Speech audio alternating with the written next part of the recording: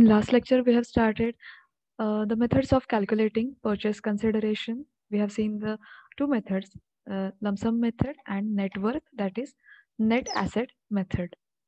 Now we will see the pro forma of net asset method.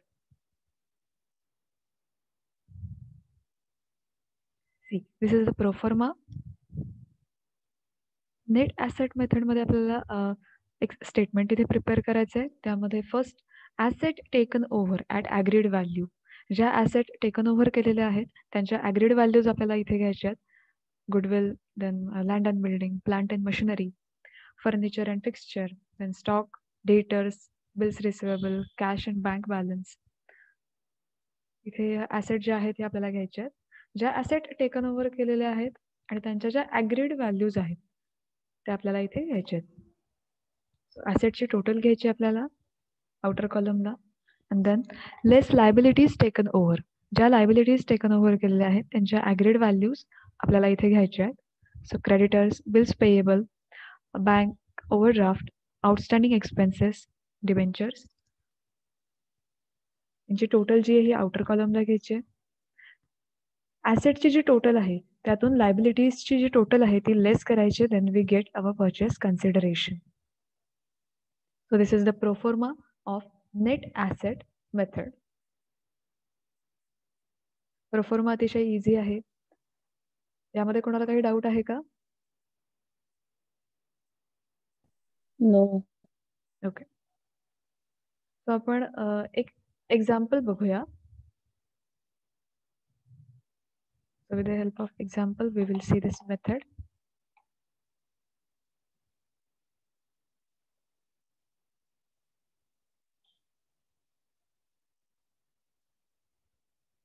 See the following balance sheet of Star Limited as on 31st March 2018 when it was absorbed by Moon Limited.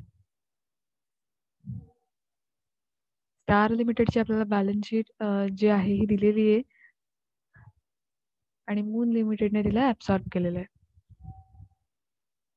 Moon Limited take over Star Limited on following terms. All assets except cash at bank are taken over at the following agreed values.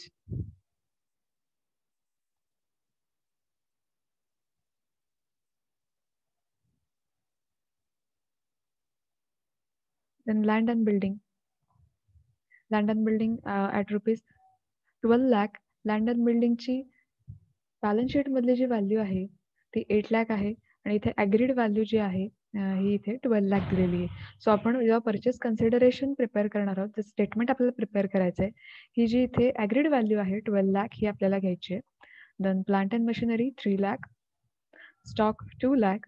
Debtors are taken over by providing 10% for doubtful debts on it.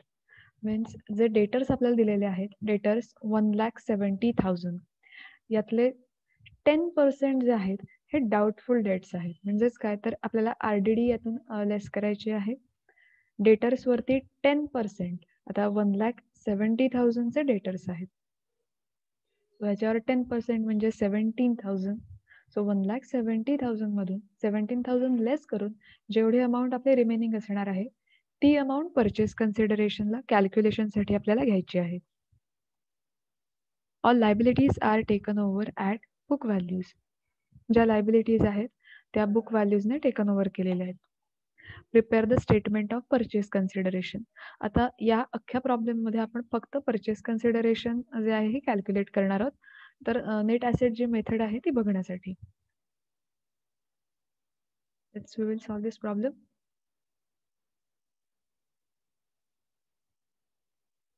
This is the statement of purchase consideration. Net asset मेथडने आपण purchase consideration जे हे calculate करतोय. So net ॲसेटचा आपण जो proforma बघितला होता त्यामध्ये ॲसेट ज्या आहेत ह्या सगळ्या टेकन ओव्हर केलेल्या आहेत. फर्स्ट त्यांची टोटल घेऊन ज्या लायबिलिटीज आहेत त्या लेस केलेल्या आहेत. ज्या लायबिलिटीज टेकन ओव्हर केलेल्या आहेत त्या लेस केल्या. सो असंच असे इथे सुद्धा आपल्याला करायचं आहे. First agreed values of asset. Land and building 12 lakh. इथे बघा खाली इथे ऍडजस्टमेंट मध्ये दिलेलं आहे. Land and building 12 lakh. Then plant and machinery 3 lakh. So plant and machinery 3 lakh. Then furniture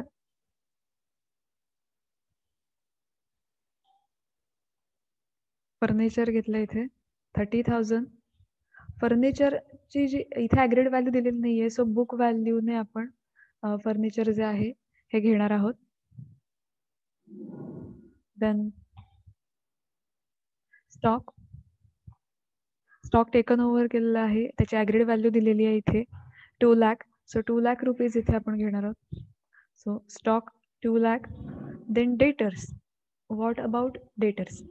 डेटर्सची इथे व्हॅल्यू जी आहे बॅलन्स शीटमध्ये डेटर्स 1,70,000 दिलेले आहेत. बट सी इथे ऍडजस्टमेंट एक आहे. Debtors are taken over by providing 10% for doubtful debts. So debtors जे आहेत हे टेकन ओव्हर केलेत, बट त्यातले 10% जे आहेत हे डाऊटफुल डेट्स आहेत. सो डिरेक्टली आपण डेटर्सच्या अमाऊंटमधून 1,70,000 मधून 10% अमाऊंट लेस करून रिमेनिंग अमाऊंट इथे परचेस कन्सिडरेशनसाठी आपल्याला घ्यायचे. So debtors 1,53,000. आता हे 1,53,000 कसे आले? तर डेटर्सची ऍक्च्युअल इथे व्हॅल्यू जी होती ती 1,70,000 दिलेली आहे. त्या 1,70,000 मधून त्याच्यावरती 10% काढायचे. 1,70,000चे 10% मीन्स 17,000. सो 17,000 या 1,70,000 मधून लेस करायचे. Then we get 1,53,000. Then bills receivable. Bills receivable ची इथे ॲग्रीड व्हॅल्यू दिलेली नाहीये, सो बुक व्हॅल्यू प्रमाणे आपण इथे घेणार आहोत. कॅश ॲट बँक 1,70,000 आहे. बट इथे काय म्हटलंय? All asset except cash balance are taken over. सगळ्या ॲसेट टेकन ओव्हर केलेल्या आहेत, बट इथे कॅश ॲट बँक ही जी ॲसेट आहे ही टेकन ओव्हर केलेली नाहीये. सो आपण ते घेणार नाही आहोत.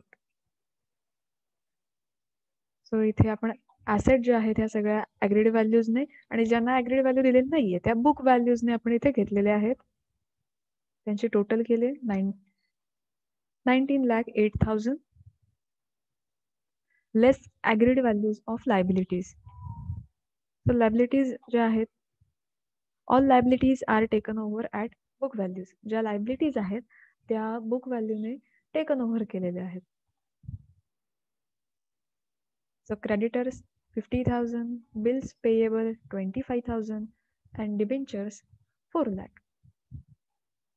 इथे बुक व्हॅल्यूज ज्या आहेत, बुक व्हॅल्यूज म्हणजे कोणत्या? तर प्रॉब्लेम मध्ये जी बॅलन्स शीट दिलेली आहे तिथल्या व्हॅल्यूज म्हणजे बुक व्हॅल्यू. ऍडजस्टमेंट मध्ये ज्या काही व्हॅल्यूज दिल्या आहेत त्या ॲग्रीड व्हॅल्यूज आहेत. लायबिलिटीज बुक व्हॅल्यूजने टेकन ओव्हर केल्यात, सो आपण या बुक व्हॅल्यूज ज्या आहेत त्या रेकॉर्ड करतोय. So 11.5% debentures 4 lakh, creditors 50,000, bills payable 25,000 इथे आपण घेतलेले आहेत. त्यांची टोटल आउटर कॉलमला घेतली 4,75,000. ॲसेटच्या टोटल मधून लायबिलिटीजची टोटल जे आहे लेस करायचे. Then we get our purchase consideration. The purchase consideration 14,33,000.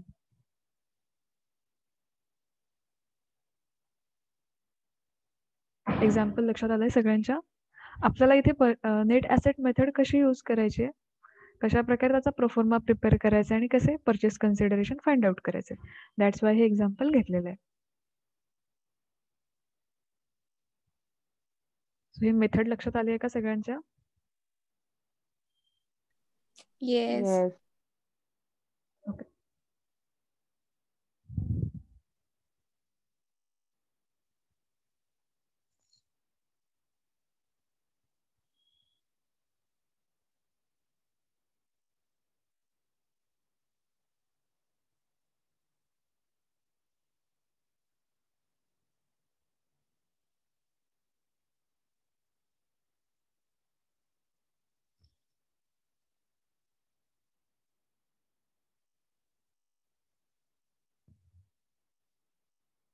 C एक थिअरी पार्ट आहे इथे, ॲक्युमुलेटेड प्रॉफिट अँड लॉसेस.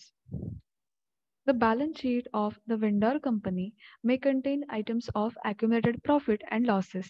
आता जे vendor company आहे, जी कंपनी लिक्विडेट होते, त्यामध्ये काही accumulated profits आणि accumulated losses सुद्धा त्यामध्ये असतात. The purchasing company is neither entitled to such profits nor it is liable to bear the losses. पण जी पर्चेसिंग कंपनी आहे, जी कंपनी पर्चेसिंग कंपनी, आता वेंडर कंपनी म्हणजे ओल्ड कंपनी, जी कंपनी लिक्विडेट होते. Purchasing company म्हणजे जी new company आहे, जी purchase करते.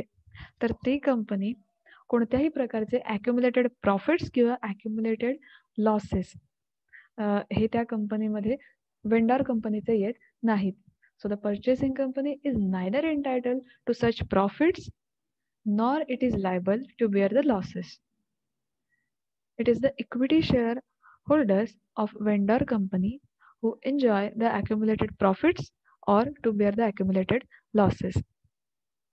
जे vendor कंपनीचे इक्विटी शेअर होल्डर्स आहेत, तर ते ह्या जो ॲक्युमुलेटेड प्रॉफिट आहे ते एन्जॉय करतात आणि जर ॲक्युमुलेटेड लॉस असेल तर त्यांना तो बेअर करावा लागतो. आता हे ॲक्युमुलेटेड प्रॉफिट्स आणि ॲक्युमुलेटेड लॉसेस त्यांची एक लिस्ट आहे, ते आपण बघूया. The following table gives the list of accumulated profit and losses. First, accumulated profits आहेत, profit and loss account, credit side, then general reserve, then dividend equalization reserve, development rebate reserve, investment allowances reserve, capital redemption reserve, then securities premium, share forfeited account, any fund in the nature of accumulated profit, then revaluation reserve, replacement reserve, export profit reserve, project export reserve. So these are the accumulated profits. Then accumulated losses, profit and loss account, debit balance, then preliminary expenses, discount on issue of shares or debentures, deferred revenue expenditure, any other fictitious asset. So इथे जे ॲक्युमुलेटेड profits आहेत किंवा ॲक्युमुलेटेड जे losses आहेत, purchasing कंपनीला यामध्ये कोणताही profit हा मिळत नाही किंवा जो लॉस आहे हा ॲक्युमुलेटेड लॉस हा सफर करावा लागत नाही. त्यामुळे आपल्याला कॅल्क्युलेशनमध्ये हे जे काही प्रिलिमिनरी एक्सपेन्सेस किंवा जनरल रिझर्व वगैरे जे आहेत हे इथे घ्यावे लागत नाहीत. सो हा चार्ट जो आहे हा लक्षात ठेवून द्या, कारण यापैकी कोणता जरी आयटम आला तरी न्यू कंपनी किंवा पर्चेसिंग जी कंपनी आहे ती यापैकी कोणताही हे जे प्रॉफिट आणि हे जे लॉसेस आहेत ते घेत नाही.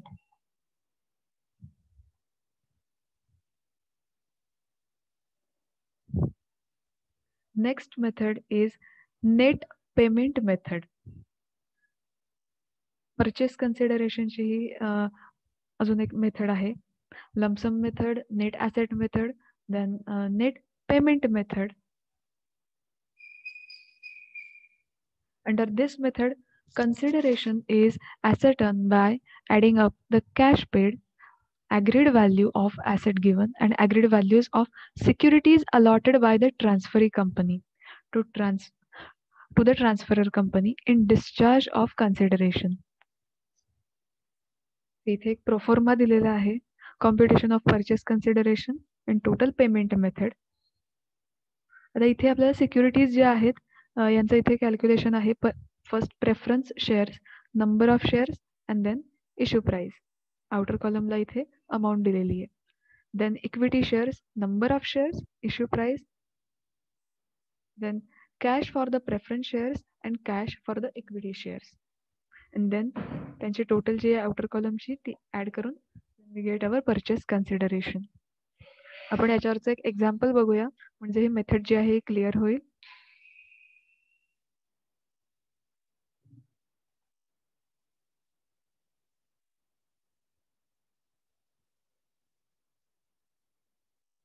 The balance sheet of A limited is as under.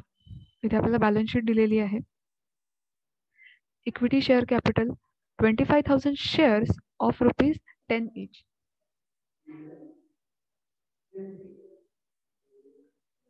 $250,000 amount आहे. 10% preference shares capital of ₹100 each. 1,50,000. Then 12.5% of debentures of ₹100 each, 50,000. C. B company limited agrees to absorb A company. आता ही A ची balance sheet जी आहे आपल्याला दिलेली आहे आणि B कंपनीने A company जी आहे ही ऍब्सॉर्ब करून घेतलेली आहे. The shares in A company limited are to be considered as worth ₹6, of which the shareholders are to be paid 1/4 in cash and the balance in shares. मग आता इथे फर्स्ट आपण इक्विटी शेअर कॅपिटल जे आहे हे घेणार आहोत. आपण एक एक ऍडजस्टमेंट जे आहे बघूया. सोल्युशन. फर्स्ट आपण इक्विटी शेअर कॅपिटल बघणार आहोत. इक्विटी शेअर कॅपिटल आपलं आहे 2,50,000चं. बट इथे फर्स्ट ऍडजस्टमेंट मध्ये त्याने काय सांगितलं, the shares in A company limited are to be consider as worth of ₹6. म्हणजे हे जे 10 रुपीजचे शेअर्स आहेत हे त्याने काय किती रुपीजचे कन्सिडर केलेत, 6 रुपीजचे. सो 25,000 हे नंबर ऑफ शेअर्स आहेत, त्याला 6 रुपीजने मल्टिप्लाय केल्यावर आपलं इक्विटी शेअर कॅपिटल किती येणार आहे, किती येईल, 1,50,000. करेक्ट. सो आपण कॅल्क्युलेशन जे आहे हे 1,50,000 इथे येणार आहे. सो इथे इक्विटी शेअर कॅपिटल जे आहे हे 1,50,000 आपण घेणार आहोत आणि त्याच्यामध्ये काही अमाऊंट आपल्याला कॅशने पे करावे लागणार आहे, काही जे आहे हे इक्विटी शेअर कॅपिटल.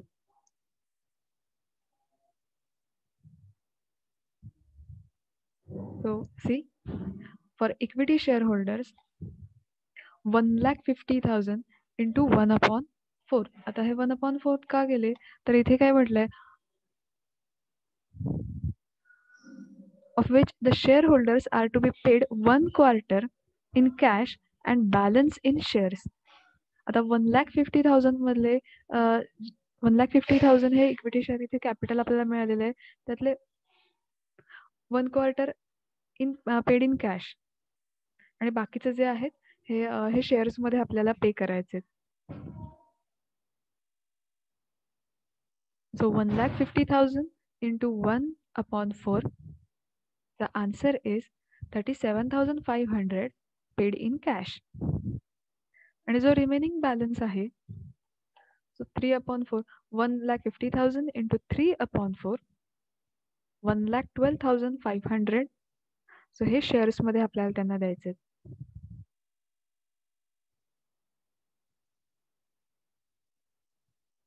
इथपर्यंत कॅल्क्युलेशन समजलं सगळ्यांना?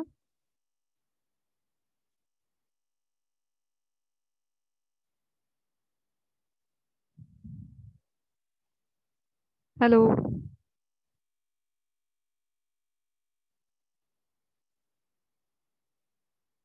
मॅम परत एकदा समजावा. Okay. See, equity share capital आपल्याला बॅलन्स शीट मध्ये किती दिसतंय तर 2,50,000 इथे दिसतंय. बट त्याने ऍडजस्टमेंट मध्ये काय म्हटलंय तर the shares in a limited company are to be consider as worth ₹6. इथे 25,000 नंबर ऑफ शेअर्स आहेत आणि त्याची प्रत्येक शेअरची व्हॅल्यू किती आहे तर 10 रुपीज दिलेली आहे, पण त्याने किती कन्सिडर करायला सांगितली आहे तर 6 रुपीज. म्हणजे एवढे नंबर ऑफ शेअर्स आहेत त्यांनी 6 रुपीजला मल्टिप्लाय करायचं आहे, then we get our equity share capital. मग कॅल्क्युलेशनसाठी आपल्याला जे इक्विटी शेअर कॅपिटल हवंय ते आपल्याला असं कॅल्क्युलेट करायचं आहे. जे नंबर ऑफ शेअर्स आहेत त्यांनी 10 रुपीजची इथे व्हॅल्यू सांगितली, 6 रुपीज कन्सिडर करायचे. So 25,000 into 6. तर आपलं इक्विटी शेअर कॅपिटल आलंय 1,50,000. इथे 1,50,000 हवंय आणि त्या 1,50,000 मधले सुद्धा काही अमाऊंट जी आहे ही कॅश मध्ये द्यायची आहे आणि काही अमाऊंट जी आहे ही त्यांना शेअर्स मध्ये हवी आहे. See, of which the share holders are to be paid 1/4 in cash and the balance in share. मग यातला जो 1/4 आहे हा त्यांना कॅश मध्ये पे करायचा आहे. सो आपल्या इथे कॅल्क्युलेशन आपण केलंय 1,50,000 into 1 divided by 4. Then we get 37,500. आणि जो रिमेनिंग बॅलन्स आहे हा त्यांना शेअर्स मध्ये आपल्याला पेड करायचं आहे. So in equity share capital. हे कॅल्क्युलेशन कळलंय सगळ्यांना? Yes. मॅम. ओके. सो यामध्ये काही डाऊट आहे अजून? No. जशा प्रकारच्या ऍडजस्टमेंट दिल्या असतील तशा प्रकारे आपल्याला करायचंय. आता अशीच ऍडजस्टमेंट दुसरी येईल असं सांगता येत नाही. तर आता त्याच्यात त्यांनी शेअरची व्हॅल्यू कमी जास्त केली असेल किंवा प्रत्येकी 2 शेअरला 3 शेअर असं दिलं असेल. जशी ऍडजस्टमेंट येईल तशा प्रकारे आपल्याला नेट पेमेंट मेथडमध्ये वर्किंग करायचंय.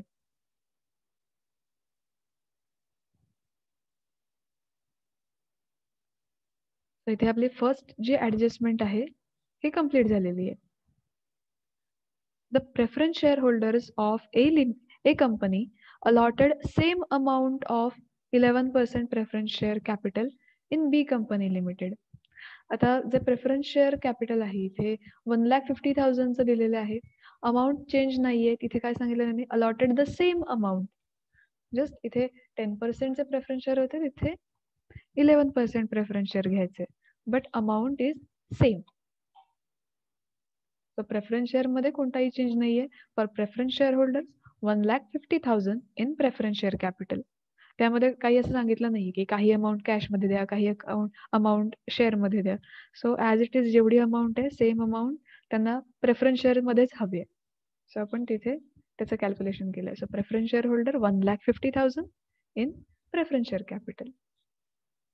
सो इथे 37,500 plus 1,12,500 plus 1,50,000. Answer is 3 lakh. Calculation लक्षात आलंय सगळ्यांच्या? Yes. Okay. So net asset method, net payment method सगळ्यांची क्लिअर झाली आहे का?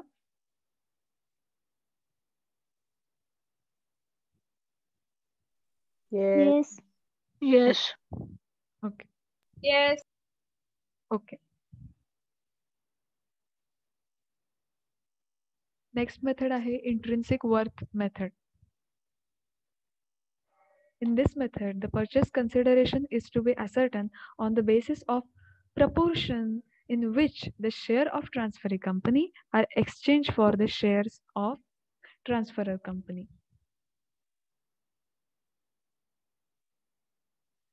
The proportion or share of exchange is usually determined on the basis of the value of shares, intrinsic or yield value of both the companies. आता इथे proportion वर जास्त भर दिलेला आहे इंट्रिन्सिक वर्थ मेथड मध्ये.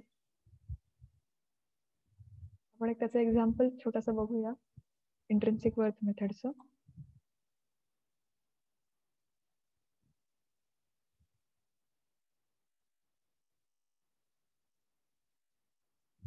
स्क्रीन विजिबल आहे सगळ्यांना?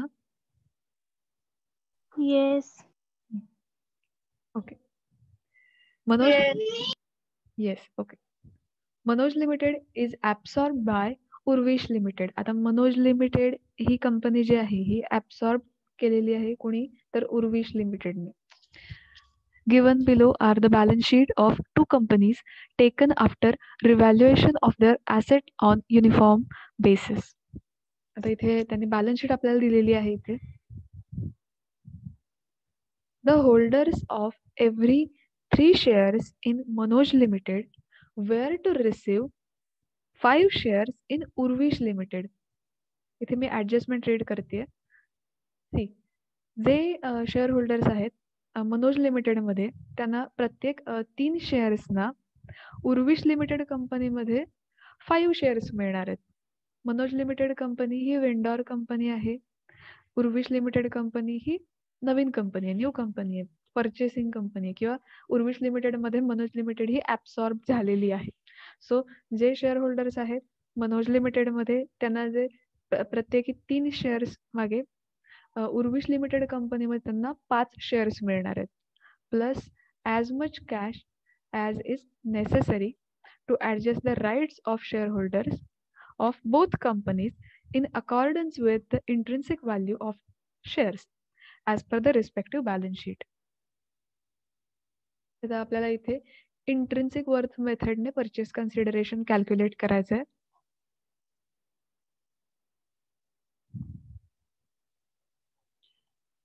सी इथे 2 कॉलम्स केलेले आहेत, Manoj limited and Urvish limited.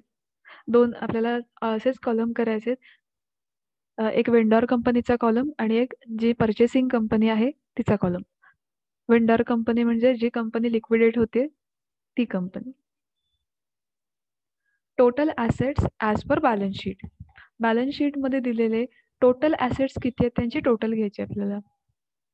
33,77,000 Manoj लिमिटेडमध्ये आणि उर्विश लिमिटेड मध्ये ॲसेट किती आहेत तर 87,70,000.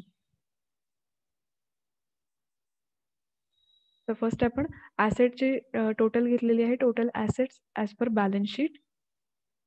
दोन्ही अमाऊंट्स घेतलेले आहेत इथे. त्यातून आपल्याला लायबिलिटीज ज्या आहेत त्या लायबिलिटीज लेस करायच्या आहेत. आता लायबिलिटीजमध्ये इथे जनरल रिझर्व्ह दिलेले आहेत आणि प्रॉफिट अँड लॉस अकाउंट इथे दिलेलं आहे.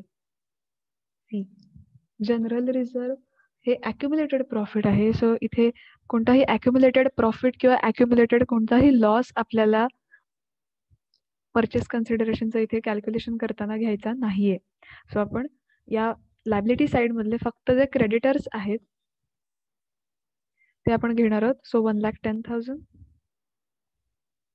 अँड 1,30,000. इथे फक्त आपण क्रेडिटर्सची जेवढी अमाऊंट आहे तेवढीच घेतलेली आहे लायबिलिटी साइड मध्ये. सो ॲसेट मधून लायबिलिटीज लेस करायच्या, then we get net asset. आणि इथे इंट्रिन्सिक व्हॅल्यू पर शेअर, इथे हा फॉर्म्युला दिलेला आहे, त्या फॉर्म्युलामध्ये अमाऊंट्स आपल्याला पुटअप करायचे आहेत. Net assets. आता जेवढी नेट ॲसेट म्हणजेच काय तर टोटल ॲसेट मधून लायबिलिटीज लेस केल्यावर जेवढी अमाऊंट येते नेट ॲसेट, ती अमाऊंट आपल्याला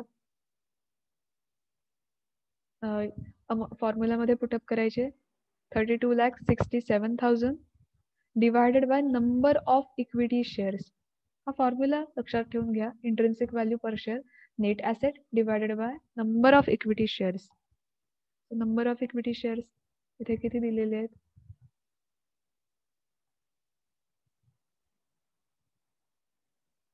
इथे पेडअप कॅपिटल, इथे ऑथोराइज कॅपिटल दिलं आहे आणि पेडअप कॅपिटल दिलेलं आहे. पेडअप कॅपिटल मध्ये इथे 9,000 अँड 40,000. प्रत्येकाचं वेगळं कॅल्क्युलेशन आहे. मनोज लिमिटेड मधलं वेगळं, उर्विश लिमिटेड मधलं वेगळं.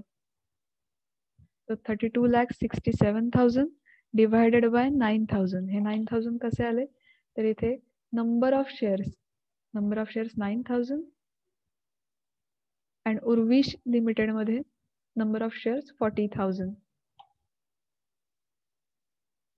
आन्सर आपल्याला कॅल्क्युलेट करून घ्यायचं आहे. So intrinsic value per share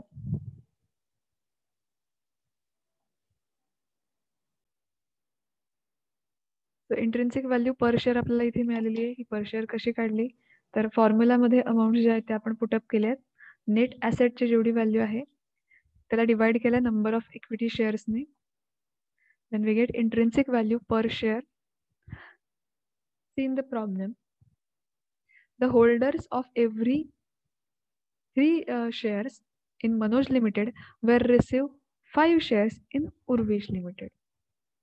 तर इथे प्रपोर्शन इथे दिसते आपल्याला. 3 शेअर्स मनोज लिमिटेड मध्ये ज्यांना जे शेअर होल्डर्स आहेत त्यांच्या प्रत्येक 3 शेअरवर, उर्विश लिमिटेड मध्ये त्यांना 5 शेअर्स इथे मिळणार आहेत.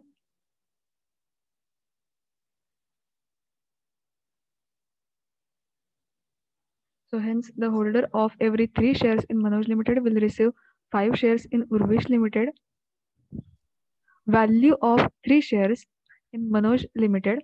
आता इथे जे इंट्रिन्सिक व्हॅल्यू पर शेअर मिळालेली आहे त्याला 3 ने मल्टिप्लाय करायचं आहे आणि उर्विश लिमिटेड मध्ये जी व्हॅल्यू मिळालेली आहे त्याला 5 ने मल्टिप्लाय करायचं आहे. इथे अमाऊंट जी आहे त्या दोन्ही अमाऊंट्स मधला आपल्याला डिफरन्स जो आहे हा कॅल्क्युलेट करायचा आहे. सो डिफरन्स इन व्हॅल्यू, इथे आपल्याला आन्सर मिळालंय ₹9. देन ऍक्च्युअल परचेस कन्सिडरेशनचं आपलं कॅल्क्युलेशन आहे पुढे.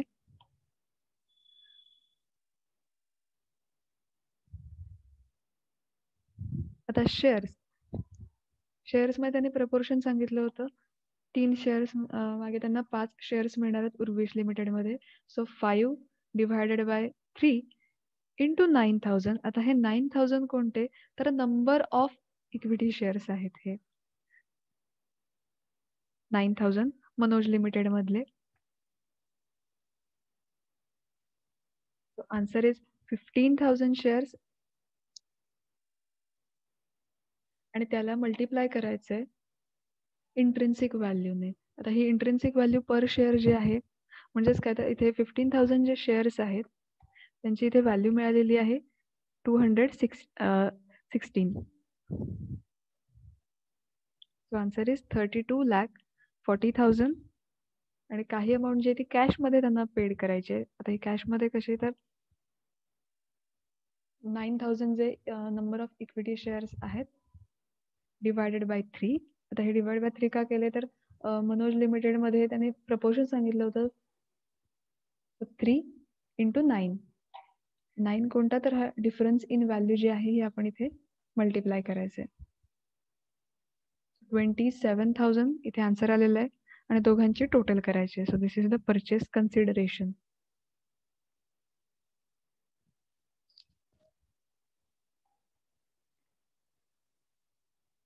कॅल्क्युलेशन थोडं लेंदी होऊ शकतं, बट आपल्याला इंट्रिन्सिक मेथड जर कॅल्क्युलेशन करायचं असेल तर ही मेथड आपल्याला फॉलो करावी लागणार आहे. कॅल्क्युलेशन कळलंय का सगळ्यांना? Yes. Yes. Yes. फक्त त्याचं जे प्रपोर्शन आहे ते आपल्याला लक्षात घ्यायचंय आणि नंबर ऑफ शेअर्स इथे इम्पॉर्टंट आहेत.